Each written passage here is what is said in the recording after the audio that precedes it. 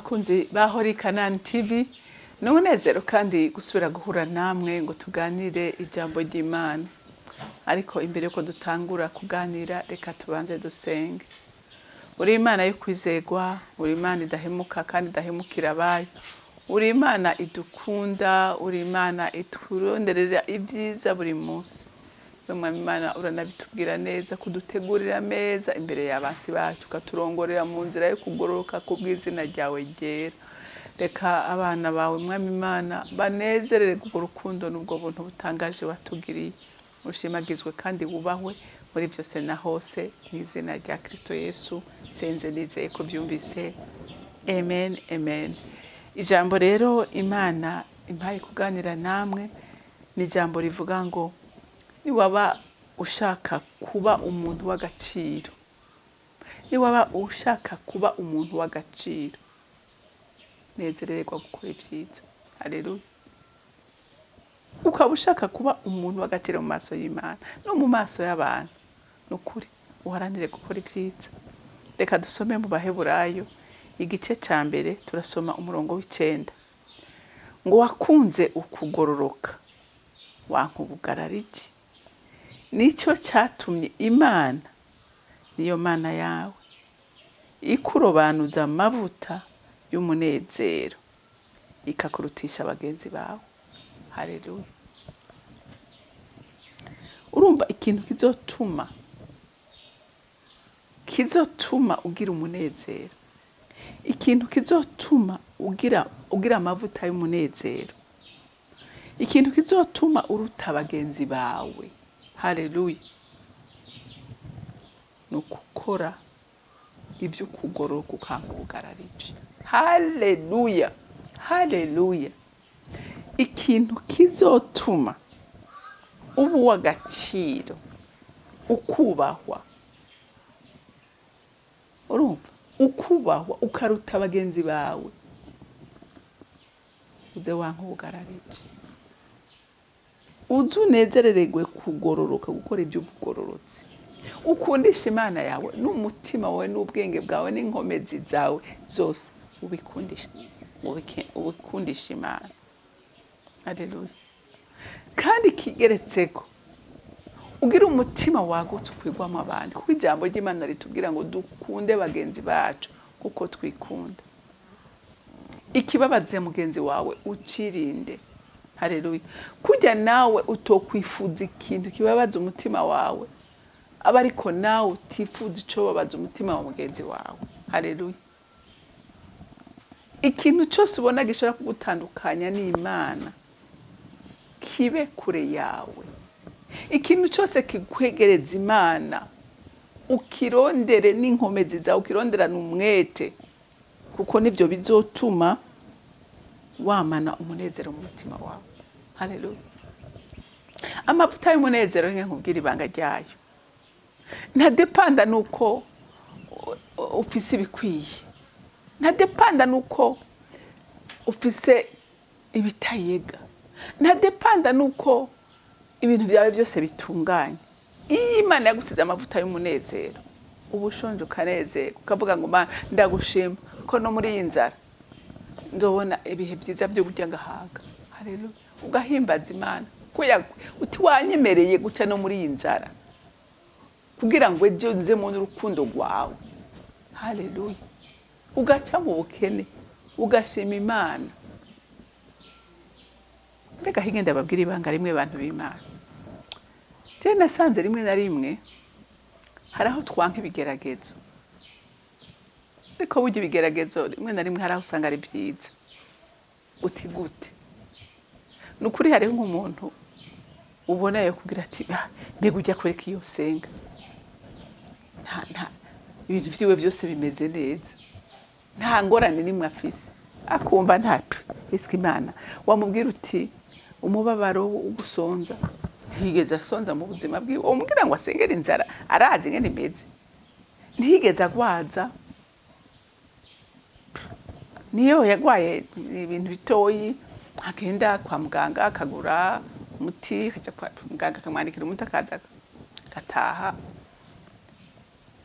Donc nta kintu cy'ubwoma hariho icyago kimera nk'ubwoma kuri wewe.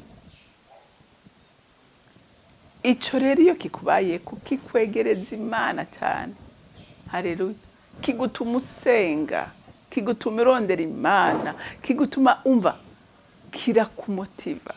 Iyo kitakwica ko ari abo cica, hari kigerageza gushora kwica umuntu, basanga ari ihebye, hariho nabiyahura, ariko hakaba uwundi ati aha nyene sindekura, aha ndakomeza, Imana ikagenda ikuduza, Imana ikagenda ikuduza, Imana ikagenda kwambika, Imana ikagenda gusiga, Imana ikakugeza ku rugezo. Kubera iki? Kubera wamenye ngo no muri ibi ndahambikirwa, no muri ibi ndahasigirwa, no mu bindi ndahakomerezwa. Haleluya, haleluya. Imana rero ikigira iki? Ikigusukira amavuta y'umunezero, no muri ibyo ukamenga se wowe vyikoreye. Haleluya, haleluya. Imana igusukira iki? Ngo kuko wakunze ukugoroka wanka ubugararire, ngo nico cyatumye Imana niyo Mana yawe ikurobanuza amavuta y'umunezero. Wase ubugararire, wase kwimatanya n'abanyakibi. Haleluya. Imana ikakigusukira amavuta y'iki? Y'umunezero. Urumva ijambo ry'Imana rica risigara ari ryo funguro ryawe, ukavuga ngo dufise Imana ikuranye ibihe. Uyu munsi nshobora kuba ndiko ndarira, ntaco, ejo niteze umunezero w'Uhoraho. Iyo rero umuntu yiteze ibyiza, ntaguma ariko araba ibibi, ko aravuga ati ibi ni ivy'akanya gatoye, ejo hari ibindi byiza binjeko. Haleluya. Ukagumana iki? Umunezero. Akurutisha bagenzi bawe, ikakurutisha bagenzi bawe. Urumva? Ushobora kuba uri kumwe n'abantu babagenzi bawe, mugabo ugasanga wewe urabaruta kure mu mwuka na mbari ntaho muhuriye. Ugasanga ntaho muhuriye, ugasanga ibyo babona sivyo ubona, byo biyumvira sivyo wiyumvira. Kubera iki? Kubera hari urundi rugeze we ugezeko, kubera wowe matanye n'Imana, kubera wowe ibyirimbura urimbura amajambo y'Imana ku murango no mwijoro, niyo yabaye ifunguro ryawe. None wumva wakomera cyo kimwe n'umuntu ataba mu ijambo, we ibyizigira ubikura mu ijambo ry'Imana, bikakuremesha, bikakuremesha. Haleluya. Imana nayo iki ikora n'igiki? Ikomeza kukuduza, ikomeza kukwagura. Haleluya, haleluya. Rero umuntu w'Imana, ikintu ndakwifuriza, ikintu ndagusabiye, nanjye ikintu nisabira, nuko wokwanka ikintu cyitwa ubugararije, ube kure y'ubugararije. Haleluya. Ukunde kugororoka. Umugororotsi arahiriwe. Umugororotsi azorya ibyiza byo mu gihugu. Umugororotsi azoragwa isi. Haleluya, haleluya. Kuko ari iki? Kuko ari umutoni w'Imana. Iri ngo nico cyatumye Imana ngo niyo Mana yawe. Haleluya. Ariko urazi umuntu yirata ati Imana kabisa ni Imana yanje, Imana ni umuvyeyi wanje, Imana ni umutabazi wanje. Ukumva wemezwa neza udakekeranya ko Imana ari Imana yawe. Haleluya. Ukabimenya.